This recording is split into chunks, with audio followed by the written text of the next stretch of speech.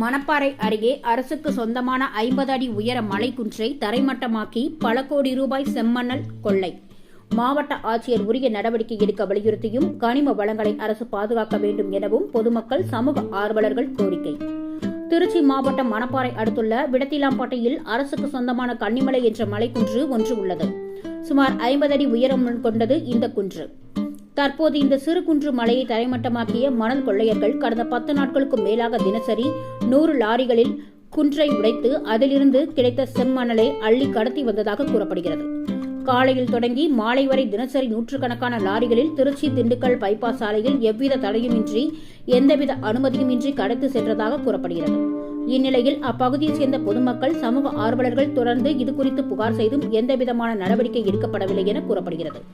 இதையடுத்து அப்பகுதி மக்கள் அரசு நிகழ்ச்சிக்காக மணப்பாறை அருகே உள்ள பன்னாங்கொப்பம் பகுதிக்கு வந்திருந்த மாவட்ட ஆட்சியர் பிரதீப்குமார் வந்தபோது அவரிடம் இச்சம்பவம் குறித்து முறையிட்டனர்.